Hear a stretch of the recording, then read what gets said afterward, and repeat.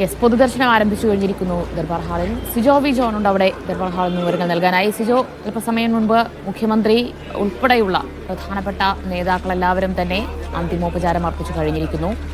ഇപ്പോൾ ആളുകൾ, പൊതുജനങ്ങൾ അകത്തേക്ക് പ്രവേശിച്ചു തുടങ്ങിയില്ലേ?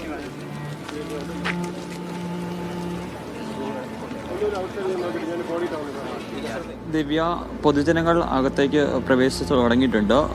ഈ ദർബാർ ഹാളിൻ്റെ രണ്ട് വശത്തു കൂടി പൊതുജനങ്ങൾക്ക് അകത്തേക്ക് കയറാനാവും. അതിനുശേഷം അന്തിമോപചാരം അർപ്പിച്ചതിന് ശേഷം ഈ ദർബാർ ഹാളിൻ്റെ തന്നെ പുറകുവശത്തു കൂടിയാണ് ആളുകൾ പുറത്തേക്ക് പോകുന്നത്. അത്തരത്തിലാണ് ക്രമീകരണങ്ങൾ ഉള്ളത്.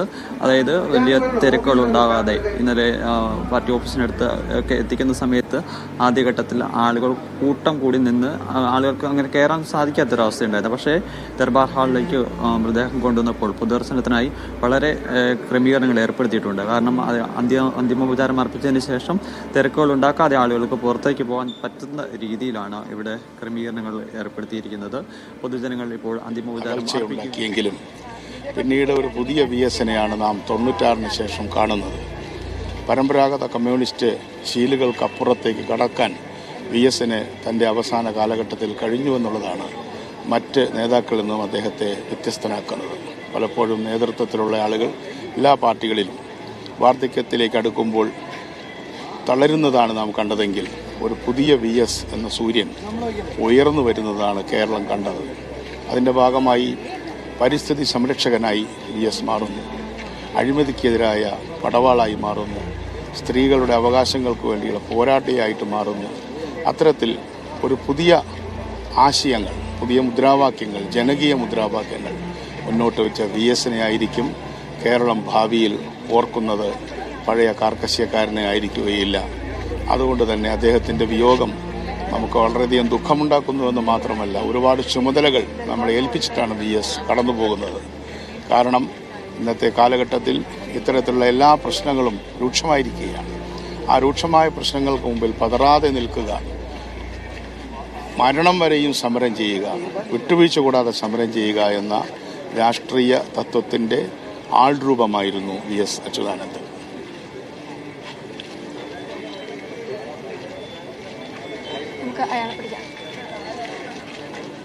ഇങ്ങോട്ട് മുന്നോട്ടിരിക്കുകയും ചെയ്യുന്നത് വിഎസിനെ അനുസ്മരിക്കുകയായിരുന്നു.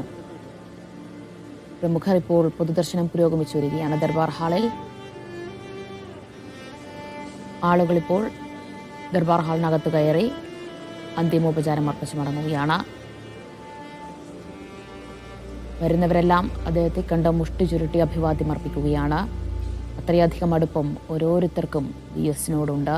അതൊരുപക്ഷെ നേരിട്ടുള്ള പരിചയമാകണമെന്നില്ല. പക്ഷേ മുഖ്യമന്ത്രി എന്ന നിലയിൽ, പ്രതിപക്ഷ നേതാവെന്ന നിലയിൽ, മുതിർന്ന കമ്മ്യൂണിസ്റ്റ് നേതാവെന്ന നിലയിൽ വിഎസിൻ്റെ ഇടപെടലുകൾ, വിഎസിൻ്റെ പ്രതികരണങ്ങൾ, അതെല്ലാം തന്നെ ഓരോരുത്തരെയും കണക്ട് ചെയ്യുന്നു എന്നുള്ളത് തന്നെയാണ്.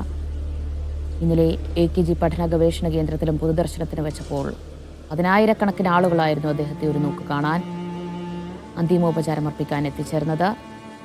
പക്ഷെ പലർക്കും കാണാനും കഴിഞ്ഞിരുന്നില്ല. 11:30 പൊതുദർശനം അവസാനിപ്പിച്ച് വീട്ടിലേക്ക് കൊണ്ടുപോവുകയായിരുന്നു. ഇന്നിപ്പോൾ രാവിലെ ഏതാണ്ട് ഒരു 9:30 കൂടി അവിടെ ദർബാർ ഹാളിൽ മൃതദേഹം എത്തിക്കുകയും പൊതുദർശനം ആരംഭിക്കുകയുമാണ് ചെയ്തത്. ആദ്യം മുഖ്യമന്ത്രി ഉൾപ്പെടെയുള്ള പ്രധാന നേതാക്കളാണ് വിഎസിന് അന്തിമോപചാരം അർപ്പിച്ചത്. അവരെല്ലാവരും തന്നെ ഇപ്പോഴും അവിടെ തുടരുന്നുണ്ട്.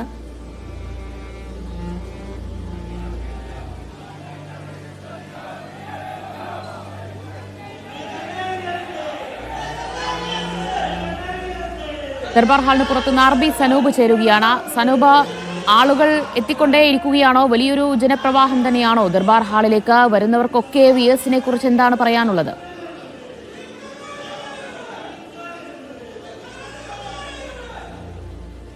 ജൽസി, അല്പം മുമ്പാണ് പൊതുജനങ്ങളെ ദർബാർ ഹാളിലേക്ക് പ്രവേശിപ്പിച്ചു തുടങ്ങിയത്. ഇപ്പോൾ അവർക്ക് ഉള്ള സൗകര്യം ഒരുക്കിയിട്ടുണ്ട്. നമുക്ക് കാണുന്നത് പോലെ തന്നെ നീണ്ട നിര ഇപ്പോൾ തന്നെ ഇവിടെ കാണാൻ കഴിയും. ഓരോരുത്തരും വിഎസിനെ അവസാനമായിട്ട് ഒന്ന് കണ്ടുപോകാൻ വേണ്ടി തന്നെയാണ് ദർബാർ ഹാളിലേക്ക് എത്തിയത്.